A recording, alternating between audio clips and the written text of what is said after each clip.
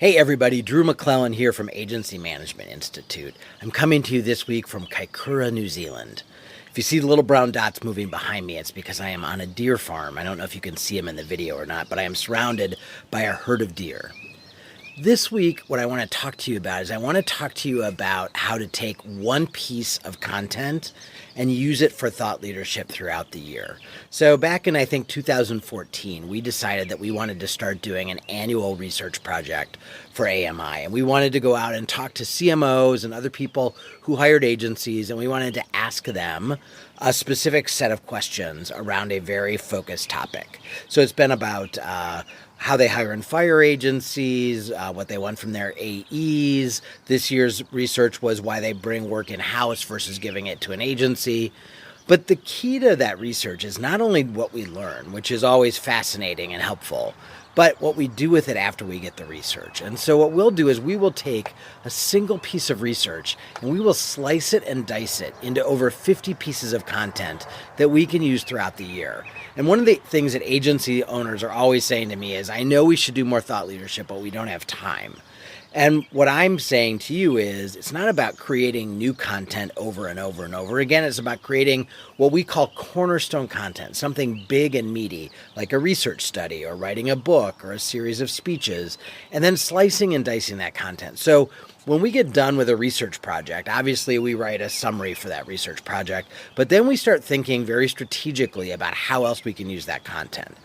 So a typical research project for us will turn into over 50 pieces of content.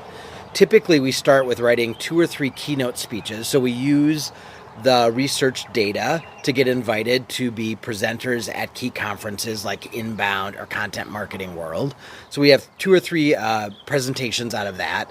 Then we're going to do at least 2 or 3 podcast episodes around specific factors inside the research. And then we do 2 webinars on different topics that the research sort of opens up for us. We'll write 3 or 4 articles that we can submit to publications like Adweek or Ad Age or other publications like that. We'll do 6 to 8 video clips on different aspects of the research.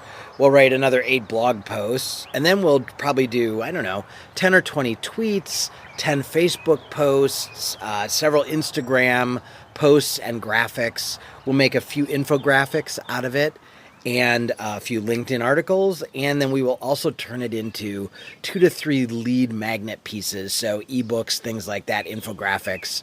But when you add all of that up, that's over 50 pieces of content that we can use throughout the year, A, to really demonstrate our thought leadership in our space, which is around how agencies function and what agency owners need to know.